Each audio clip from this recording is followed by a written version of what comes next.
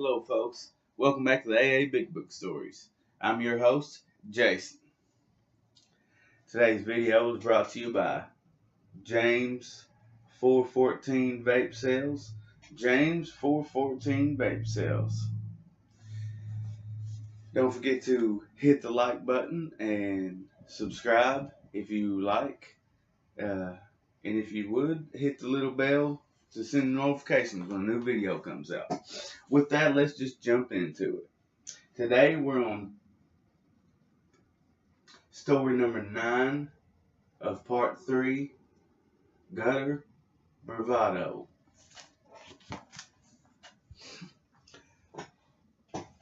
Alone and unemployed, he was given two options by the court: get help or go to jail, and his journey toward teachability began. I was born in a major Midwestern city in the tail end of the baby boom. My parents were not well-to-do, but they were employed and pursuing the American dream in the mid-1950s. Dad was an ex-policeman who put himself through law school and worked with the banks as a real estate broker. Mom had graduated from a well-known East Coast college, majoring in journalism, and moved west to marry my father and raise a family. Both were children of hard-working European immigrants. Growing up, my big brother and I went to church on Sundays and attended poor racial schools. We had plenty to eat and more than just the basic necessities of life. I was smart but mischievous kid. At some point I decided it was easier to lie than suffer the consequences of my pranks. Dad was big on law and order and especially didn't like liars. We often had conflicts. Other than this, my early childhood was a relatively happy one. Eventually, my brother went off to college and I started venturing into the world on my own. I enjoyed my friends and our many adventures. This is where my first experiments with alcohol began. Sharing a few bottles of beer or a stolen bottle with friends on Friday nights was my approach to maturity and adulthood. In school, I developed a reputation of never quite working up to my potential.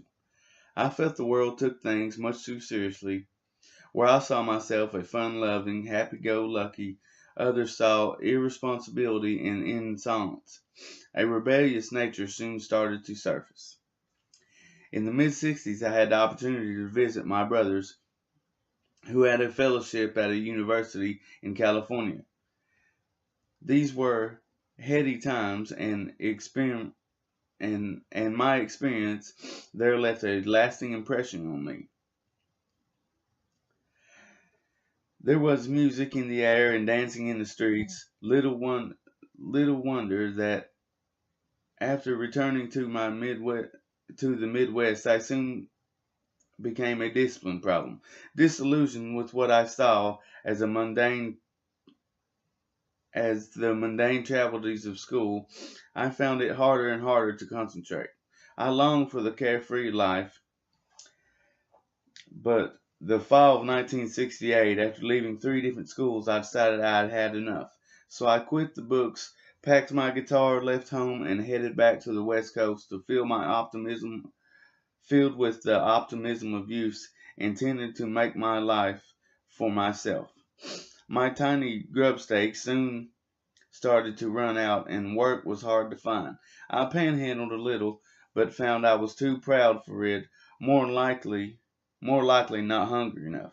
I began living hand to mouth. But my survival skills were not as sharp as I thought.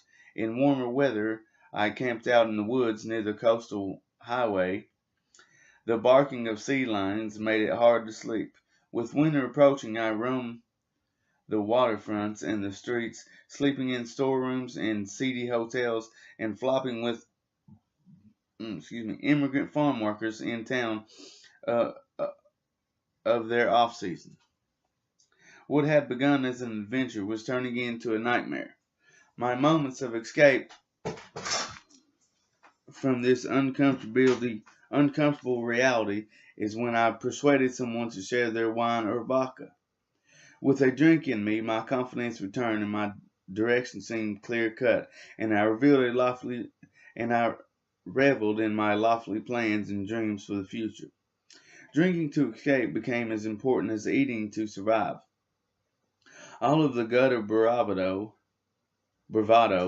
and determination crumbled when in the end I ran up against the law and the authorities sent me packing back to the Midwest with nothing more than the clothes on my back. Arriving home, I dazzled my friends with exaggerated tales of exotic people and strange happenings, some of them true. We went straight out drinking, and I picked up right where I left off. Always the object was to go out and get wasted. Though I sometimes had trouble holding my liquor, I was willing to try harder. I felt like the key to successful drinking was the same as musicianship: practice, practice, practice. After an attempt at college, I sought employment, often with a hangover. The jobs I found I considered to be menial. I don't I did not yet know that all work is honorable. The maintenance crews and the electro planting and the factory work and the pharmaceutical industry. After emptying the trash I started on the shelves, were all on my resume. My thievery, tardiness, and absenteeism, the reason for my dismissal. They were on my resume. I was becoming genuinely dissatisfied,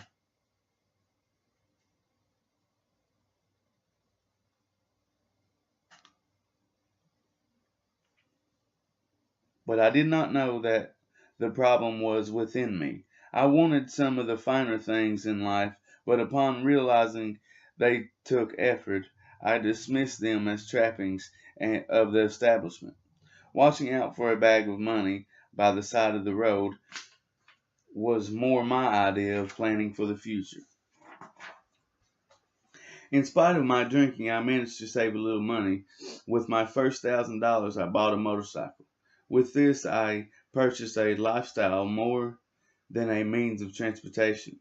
For years afterwards, I lived the biker lifestyle, at times raw and exciting. My existence revolved around building a drag race, building drag racing motorcycles. Ride hard, live fast, die young were the new rules. Weekdays I spent bar hopping the neighborhoods. Weekends would find me in the clubs downtown. As the years passed, my circle of friends grew smaller. Some died accidentally, some were killed, some went to jail, some just developed the good sense.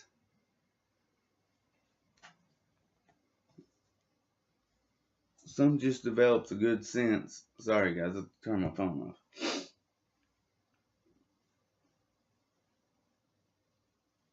To get out and grow up. These were the ones I didn't understand. I sure wasn't making any new friends. Some more and more I found myself a loner. In the mid 70s, I was hired by the steel industry, a union job at good pay. Soon I bid to a craft and started learning the electrical trade. The work was hot, dirty, and dangerous. Everyone worked swing shifts, and at the end of my turn, I felt as if I had survived an ordeal. The first stop was the tavern on top of the hill. Many times there was no second stop. Liquor was not the only recreational substances available there, and I was no stronger to any of them. This was where I got my first bar tab, so no matter how broke I was, I could always stop in for drinks after work. While the gals around me were building homes, raising families, and otherwise living responsibly, I was always having trouble keeping my utilities and my car running. I saw it that I paid my I saw to it that I paid my bar tab, however. My life became the pursuit of intoxication. After a few drinks, I felt more normal and in control. I changed from a fugitive loner into a party animal. My jokes were funnier, the girls were prettier, I shot better pool, and the jukebox played better tunes. I could look people in the eye and mingle with the best of them. Every so often, I took work-related college courses, spending time with normal people. I began to see how wild I had become. My cherished individualism was turning into isolationism. I had a growing uneasiness that I was in a vicious cycle. I had no friends, only acquaintances. The fact was underscored by the bullet holes in my cars, courtesy of one of my acquaintances I had double crossed. My only sense of relief was in the bottle, but even that was beginning to fail me. My dreams had long since faded, my direction was unclear, my confidence lost, and my drinking would not restore them as it once had. Personal hygiene became an afterthought. There were times when I would try to live without drinking, but it was difficult. Often ending at most inappropriate times, I cleaned up for special occasions such as holidays, funerals, job interviews, and court dates, only to fail in the final hour, snapping back to the bottle like a rubber band. Planned abstinence was extremely stressful. The downward spiral of my life began making smaller circles. My driving record included many accidents and ticket lists that would raise a policeman's eyebrow. When I carried insurance, it was high risk. I grew sneakier and less outwardly defiant. Despite breaking laws routinely for years, I stayed out of big trouble for the most part. A few times they almost had me, but I managed to scam on technicality. I managed to scam on technicalities. Or I got yet another break. Finally, the indiscretion committed years earlier come back to haunt me. I was about to have a forced encounter with federal judicial system. I began to feel like a clown juggling too many balls. Each ball represented a problem that I kept up in the air. My arms were weary, and I knew I couldn't keep on much longer. But I was not about to give up. My pride and ego wouldn't let me. Bosses, judges, co-workers, lawyers, car notes, bar tabs, loan sharks, utility payments, landlords, my girlfriend, people I had double-crossed. I had looked to all these and as the source of my problem while overlooking the most basic problem, my drinking and myself. I had known for a long time that I desperately wanted off this merry-go-round, but had no idea how to do it.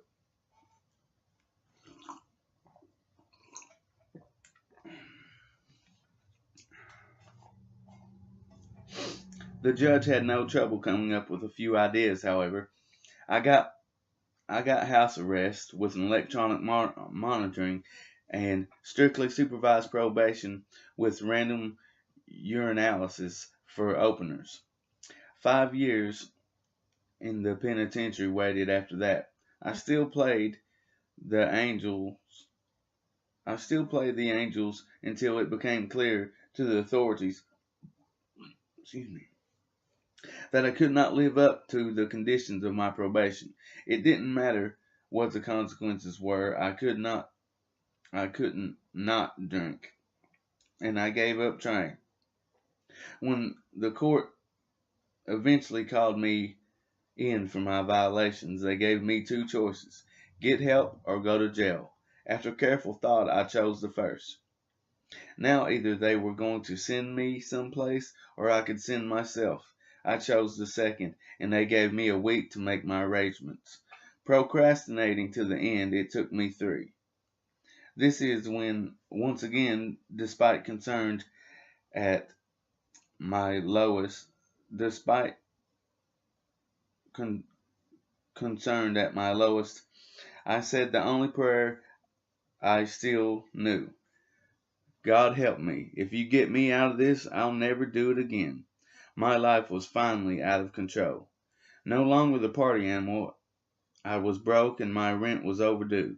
My I had dirty dishes piled up in the sink and moldy pots on the stoves.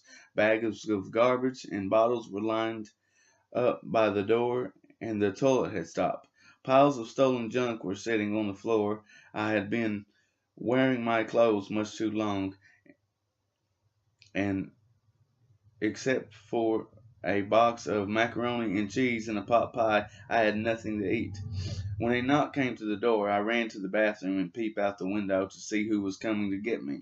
Not drinking wasn't an option, but drinking didn't help. Such was my condition as I left the house to check myself into a hospital for my day of reckoning. Outside of being very nervous, I don't remember much about admissions because I was so loaded at the time. After a few hours, I began to feel safer. My apprehension slowly turned into relief. Maybe they could help me after all. I had no idea how sick I was to become. My first five, the first 5 of my 17 days in detox were hell. I could do little more than lie in bed. It had been years since I was sober that long. After a week, I felt a little better and began surveying my surroundings. I started my own counter evaluations. I found the doctors and nurses to be knowledgeable and professional, but I sensed that while they knew much about alcoholism, they had learned in books, they had not lived it. I did not need knowledge, I needed solutions. No one but the hopeless really knew what it felt like to exist without hope. The skeptic in me came out, searching for every loophole and excuse to pick things apart and to divert attention from my condition. My initial optimism was beginning to waver. Was this all there was? However, there was one man on the staff who seemed different. He seemed very comfortable and at ease with a bit of knowing sparkle in his eye.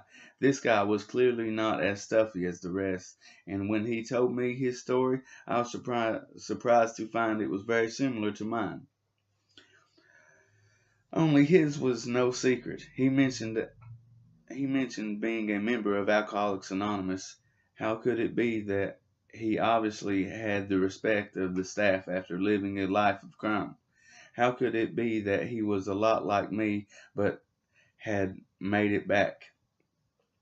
Here was someone who was sober yet cool, humble yet firm in his convictions, serious but not without a sense of humor. This was the one whom I could relate and maybe even trust.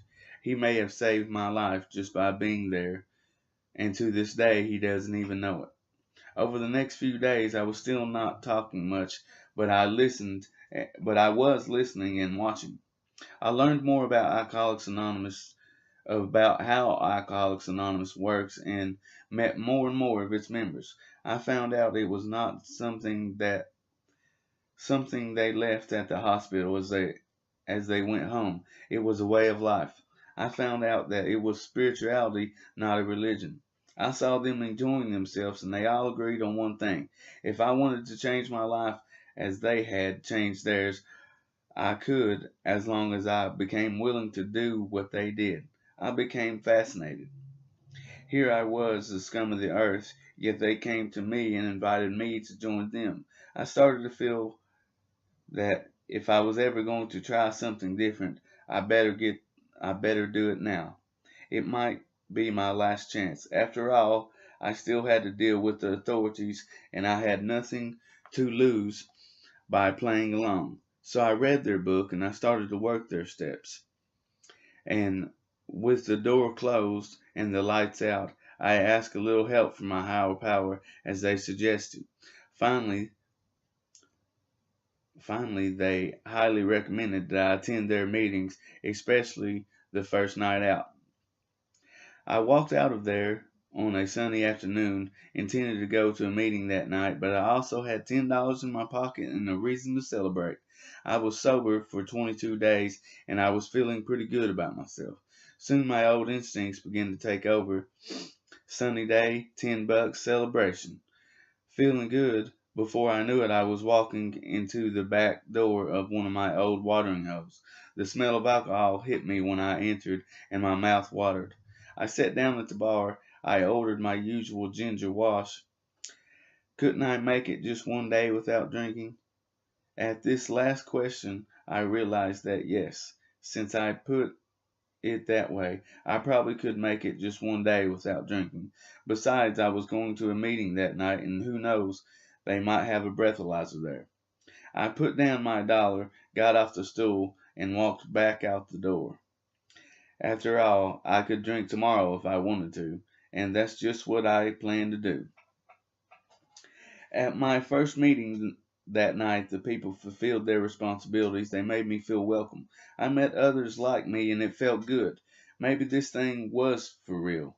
So I went to another meeting and got the same feeling. Then another meeting. The tomorrows came and went, and to this day I still haven't found it necessary to take another drink. That was well over 6 years ago. The meetings gave me what my sponsor likes to call one of the most important words in the big book. AA put a we in my life. We admitted we were powerless over alcohol. I no longer had to be alone. Fellowship and activity kept me coming back long enough to work the 12 steps. The more I did, the better I felt. I started hanging out with my sponsor and some active people at the meetings. They showed me how gratitude is something that is demonstrated, not talked about. Gratitude is action. They suggested I was lucky to still have a car, even though it was a junker. Therefore, I might consider taking the less fortunate to meetings. They reminded me you can't teach anything to a know-it-all, so remain teachable. When old behavior started to creep back in, they called me on it. When life just didn't feel right, they talked about developing a faith and relying on my higher power. They told me lack of power was my dilemma and that there is a solution. I took to AA immediately and believed like a child that if I leveled my pride enough to thoroughly follow their path, I'd get what they had, and it worked. Starting out, I just wanted to keep the authorities off my back. I never bargained for this program changing the course of my life or showing me the way to freedom and happiness. Still very impatient, I wanted the whole deal right away. That's why I related so well to the story about the white-eyed new person and the old-timer. When the newcomer approached the old-timer, envying his accomplishments and many years of sobriety, the old-timer slapped down his hand like a gravel and said, "I'll trade you even. My 30 years for your 30 days, right now." He knew what the newcomer had yet to find out, that true happiness is found in the journey, not the destination. So today I am much more comfortable with life as Alcoholics Anonymous has promised, and I know that they were right when they say it keeps getting better. My circumstances have steadily improved as my spiritual life grows and matures. Words cannot begin to describe the feeling that's in my heart as I sometimes ponder how much my life has changed, how far I've come, and how much there is yet to discover. And though I'm not sure where my journey may take me next, I know I'll owe it all to the grace of God and 3 words of the 12 steps. Continue, improve, and practice. Oh, and one more thing, they told me. Humility is the key. Okay, folks, that's all for today. Until next time, 1 AA time, 1 AA place, and 1 AA channel.